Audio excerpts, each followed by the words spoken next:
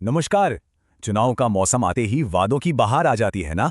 पर आज हम बात करेंगे इन वादों के पीछे की सच्चाई की और हमारी अर्थव्यवस्था पर इनके असर की। तो ये जो वादे होते हैं, मुफ्त बिजली, नकद पैसे, चमचमाते नए लैपटॉप, सुनने में तो बहुत अच्छे लगते हैं। पर सवाल ये है कि इनकी असली कीमत वो कौन चुकाता है। चलिए आज इसी पहेली को सुलझाते हैं। तो सबसे पहले आइए ये समझते हैं कि आखिर ये वादे इतने लुभावने क्यों होते हैं और हमारी राजनीति में इतने आम क्यों हो गए हैं। देखिए, ये कोई नई बात नहीं है। पंजाब से लेकर पश्चिम बंगाल और कर्नाटक तक लगभग हर राज्य में, खासकर चुनाव के आसपास, ऐसी लोक लुभावन योजनाओं की जैसे बाढ़ सी आ जाती है। और हाल के सालों में तो ये चुनाव जीतने का एक पक्का फॉर्मूला सा बन गया है। और बात यह है कि लगभग हर पॉलिटिकल पार्टी इस रणनीति का इस्तेमाल कर रही है। तो अब जरा इस मुद्दे की गहराई में चलते हैं। एक अर्थशास्त्री के नजरिए से देखें तो हमें समझना होगा कि सरकारी योजनाओं में फर्क करना बहुत जरूरी है। कौन सी योजनाएं देश को बनाती हैं और कौन सी उससे कह सकते हैं कि आर्थिक रूप से कमजोर करती हैं। इस टेबल में ना दो तरह के सरकारी खर्चों में एक बहुत बड़ा फर्क दिखाया गया है। एक तरफ है कल्याण या मेरिट गुड्स। ये वो निवेश हैं जो देश का भविष्य बनाता है, जैसे कि अच्छी शिक्षा और स्वास्थ्य। और दूसरी तरफ है मुफ्त उपहार या नॉन मेरिट गुड्स, यानी वो चीजें जो सिर्फ कुछ समय के लिए फायदा पहुंचाती हैं। तो ये मेरिट गुड्स होते क्या हैं? सीधे शब्दों में कहें तो ये वो जरूरी खर्च हैं, जैसे हेल्थ और एजुकेशन पर, जो समाज की नींव को मजबूत करते हैं। इनका असली मकसद लोगों को आत्मनिर्भर बनाना है, ना कि सिर्फ कुछ समय के लिए मदद देना। ये बिल्कुल वैसा ही है जैसे किसी को मछली देने के बजाय मछली पकड़ना सिखा दिया जाए। चलिए अब आगे बढ़ते हैं और इसके असर को समझते हैं। सोचिए, जब सरकारें इन मुफ्त उपहारों को प्राथमिकता देने लगती हैं तो राज्य के बजट का क्या हाल होता होगा। और देखिए, इस बारे में भारतीय रिजर्व बैंक क्या कहता है।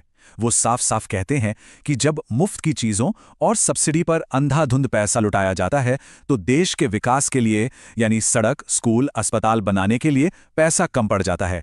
यही असली समस्या की जड़ है। इस नंबर को देखिए, 2.45x। ये क्या है? अर्थशास्त्र में इसे मल्टीप्लायर इफेक्ट कहते हैं। इसका मतलब यह है कि जब सरकार किसी जरूरी चीज पर, मान लीजिए सड़क या स्कूल बनाने पर, 1 रुपया खर्च करती है तो हमारी अर्थव्यवस्था में उसका असर 2.5 गुना, यानी लगभग 2.45 रुपए का होता है। 1 का 2.5, सीधा हिसाब। लेकिन जब यही पैसा मुफ्त की रेवड़ियों पर खर्च हो जाता है तो ये जो 1 का 2.5 वाला फायदा है ना, वो खत्म हो जाता है। इसे ही इकोनॉमिक्स में क्राउडिंग आउट इफेक्ट कहते हैं। इसका मतलब है कि एक तरह का खर्च दूसरे जरूरी खर्च को बाहर कर देता है। बिल्कुल वैसे ही जैसे कोई परिवार घर की छत ठीक कराने के पैसे पार्टियों पर उड़ा दे। और ये सिर्फ थ्योरी नहीं है, ये आंकड़े देखिए। आंध्र प्रदेश, मध्य प्रदेश, पंजाब, कई राज्य अपने तय लक्ष्य से कहीं ज्यादा का वित्तीय घाटा झेल रहे हैं। और इसका एक बड़ा कारण यही खर्च है। और जाहिर सी बात है, जब सरकार पर कर्ज बढ़ता है तो भविष्य में विकास के कामों के लिए पैसा कम ही बचेगा। और इसमें सबसे बड़ी चिंता की बात पता है क्या है? 20 साल के डेटा पर हुई रिसर्च बताती है कि यह खर्च चिपचिपा होता है।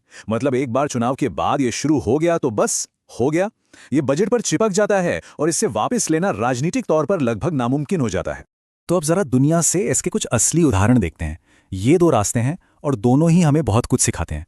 देखते हैं कि कैसे ऐसे आर्थिक फैसलों ने देशों का भविष्य ही बदल दिया। एक तरफ है श्रीलंका की कहानी, जो हम सबके लिए एक चेतावनी है। वहां लोक लुभावन टैक्स कटौतियों और बिना बजट के कल्याणकारी योजनाओं ने देश को आर्थिक रूप से तबाह कर दिया।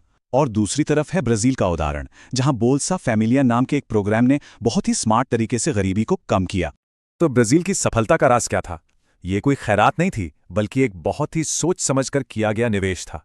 इसमें परिवारों को कैश मदद कुछ शर्तों पर दी जाती थी, जैसे पैसा तभी मिलेगा जब बच्चे स्कूल जाएंगे और जब उन्हें जरूरी टीके लगेंगे।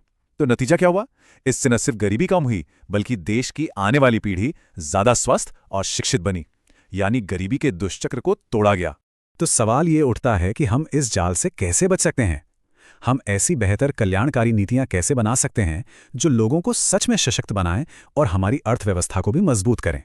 तो इसके लिए अर्थशास्त्री कुछ ठोस कदम सुझाते हैं। पहला, चुनाव आयोग को यह शक्ति दी जाए कि वो हर चुनावी वादे का पूरा फिस्कल इम्पैक्ट स्टेटमेंट मांगे, यानी कितना खर्चा होगा और पैसा कहां से आएगा, ये साफ साफ बताया जाए। दूसरा, जनधन आधार मोबाइल यानी जैम ट्रिनिटी का इस्तेमाल करके ये पक्का किया जाए कि सब्सिडी सिर्फ उन लोगों तक पहुंचे जिन्हें इसकी सबसे ज्यादा जरूरत है। और तीसरा, जो वित्तीय अनुशासन के नियम हैं जैसे FRBM नॉर्म्स, उनका सख्ती से पालन हो। अर्थशास्त्र में ये एस शेप्ड कर्व एक बहुत ही दिलचस्प थ्योरी है। ये बताता है कि अगर सही समय पर किसी परिवार को एक बड़ा आर्थिक धक्का दिया जाए तो वो सैद्धांतिक रूप से गरीबी के जाल से हमेशा के लिए बाहर निकल सकता है।